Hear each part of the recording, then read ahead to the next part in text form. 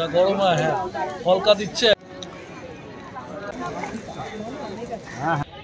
বং টোটো কোম্পানির নতুন আরেকটি ফ্রেশ ভিডিওতে আমি সৌমিন জানাই আপনাকে স্বাগত। আমাদের ছোটোবেলায় দোলের আগের দিন ন্যাড়া পড়া বা বুড়ির ঘর পোড়ানোর কিন্তু একটা আলাদাই উন্মাদনা ছিল। বুড়ির ঘর পোড়ানোর দিন আসার 4-5 দিন আগে থেকে কিন্তু কলার ফাতনা জোগাড় করা একদম সাজো সাজো ব্যাপার। আর যেদিন বুড়ির ঘর পোড়ানোর দিন চলে আসলো সেই দিন সকালবেলা বুড়ির ঘর বানানো এবং অবশেষে সন্ধ্যাবেলায় বুড়ির ঘরে অগ্নিসংযোগ করা, সব মিলিয়ে কিন্তু একটা জমজমাট ব্যাপার ছিল, যেটা এখনকার বাচ্চারা প্রায় পায় না বললেই চলে। আর আজকে আমি চলে এসেছি কিন্তু বেলুড় মঠ। বেলুড় মঠেও কিন্তু হয় বুড়ির ঘর পোড়ানো বা ন্যাড়া পড়া, যেটা এখানে হোলিকা দহন উৎসব নামে পরিচিত। ভিডিওটির সাথে থাকুন। বেলুড় মঠে হোলিকা দহন উৎসব কেমন হয় সেটা দেখাবো আপনাদের।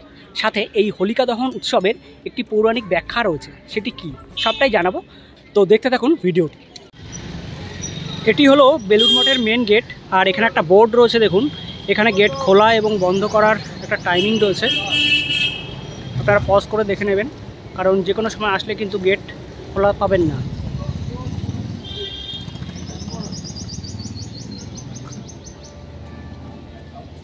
ভেতরটা ঢুকলেই কিন্তু একদম ছায়া ছায়া শান্ত একটা পরিবেশ।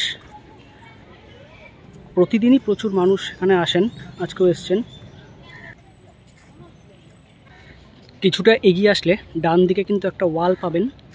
এখানে ঠাকুর রামকৃষ্ণদেব, বিবেকানন্দ, মা শারদাময়ীর বিভিন্ন জীবনী দেখতে পাবেন চিত্র আকারে।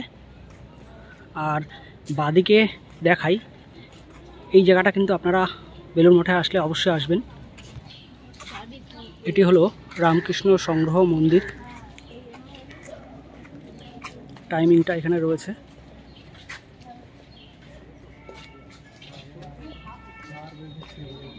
এখানে কিন্তু স্বামীজির এবং ঠাকুরের ব্যবহৃত বিভিন্ন জিনিস সংরক্ষিত রয়েছে, আপনারা আসলে কিন্তু অবশ্যই এই সংগ্রহশালাটা দেখে যাবেন। এটি হচ্ছে আরেকটি গেট। এই গেট দিয়ে ঢুকলে কিন্তু আমরা বেলুড় মঠের মেন মন্দিরের সামনে চলে যাব। তার আগে দেখাই, এখানে পানীয় জলের ব্যবস্থা রয়েছে, আপনারা চাইলে এখান থেকে বিনামূল্যে কিন্তু পানীয় জল নিতে পারেন। আর তার পাশে রয়েছে সুলভ শৌচালয় মহিলা এবং পুরুষদের জন্য।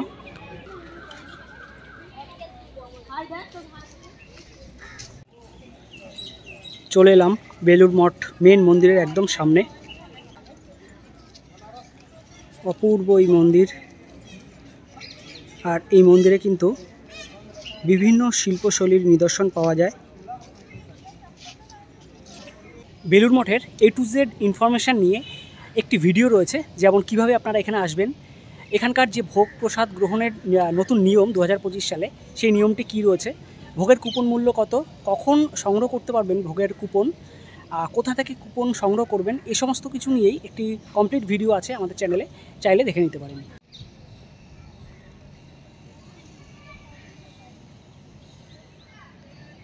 মেন মন্দিরের সামনেই কিন্তু এখানে খোলা মাঠ রয়েছে, এখানে বসতে পারেন আপনারা। আর ওই পাশটা রয়েছে গঙ্গা, ওখানে বসার জায়গা রয়েছে। বিভিন্ন মন্দির রয়েছে বেলুড় মঠের মেন মন্দির ছাড়াও ছোট ছোট মন্দির রয়েছে। আর ন্যাড়াপড়া যেটা বা হোলিকা দহন, সেটা ওই পাশটা দিয়ে হবে, আমি দেখাচ্ছি। গঙ্গার পাড়ে এই যে বসার জায়গা, এখানে কিন্তু আপনারা আসলে বসতে পারেন। আর এই পাশেই কিন্তু করা হয়েছে বুড়ির ঘর, চারিদিকটা কিন্তু দড়ি দিয়ে ঘেরা হয়েছে, একদম গঙ্গার পাড়ে।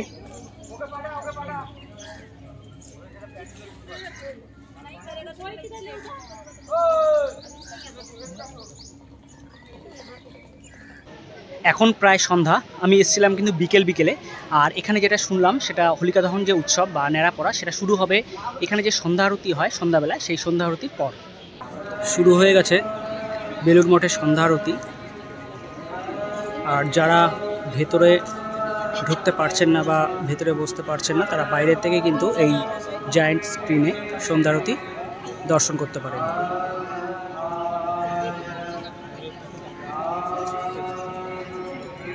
এখন সন্ধ্যে 6:40, 6টা থেকে কিন্তু এখানে সন্ধ্যারতি শুরু হয়। আর সন্ধ্যারতি হওয়ার পর ন্যাড়া পড়া শুরু হবে।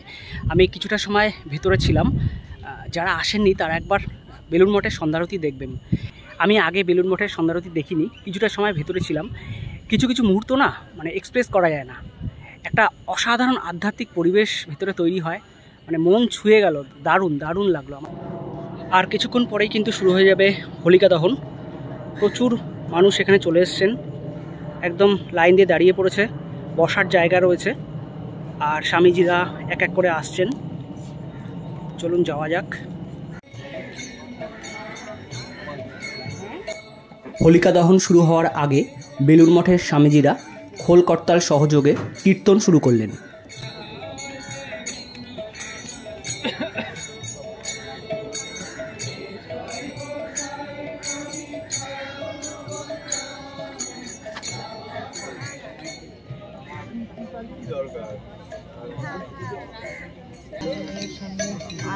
ন্যাড়াপোড়া বা হোলিকা দহন শুরু হওয়ার আগে রীতি রয়েছে পুজো করে নেওয়া, তাই প্রধান পুরোহিত প্রথমে এখানে আসলেন।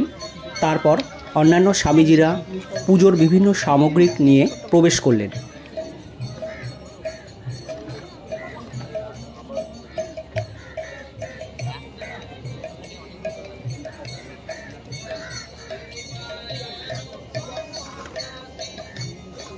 আকাশে চাঁদের ছটা দেখে আবারও সেই ছোটোবেলার কথা মনে পড়ে গেল। আজ আমাদের ন্যাড়াপোড়া, কাল আমাদের দোল, পূর্ণিমাতে চাঁদ উঠেছে, বলো হরি বল। এরপর সমস্ত রীতিনীতি মেনে পুজোর শেষে প্রধান পুরোহিত বুড়ির ঘরে অগ্নিসংযোগ করলেন।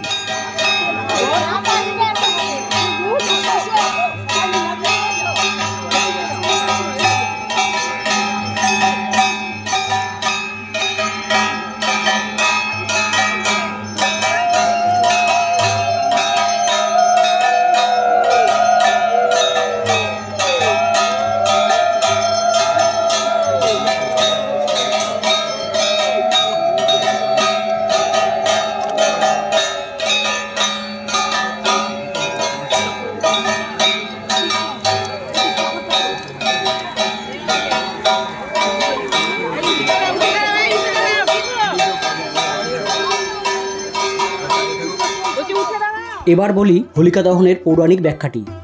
ক্ষমতার দম্ভে অন্ধ রাক্ষসরাজ হিরণ্যকশিপুর শত্রু ছিলেন ভগবান বিষ্ণু, আর হিরণ্যকশিপুর পুত্র প্রহ্লাদ ছিল বিষ্ণুর পরম ভক্ত।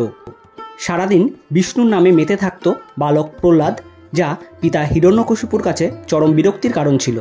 এর ফলে রাগের বশবর্তী হয়ে তিনি তার পুত্র প্রহ্লাদের হত্যার সিদ্ধান্ত নেন, আর এই কার্যে তিনি তার বোন হোলিকাকে নিযুক্ত করেন। হোলিকা ব্রহ্মার কাছ থেকে একটি গায়ে দেওয়ার শাল বর পেয়েছিলেন, যা গায়ে দিয়ে রাখলে জল এবং আগুন স্পর্শ করতে পারে না।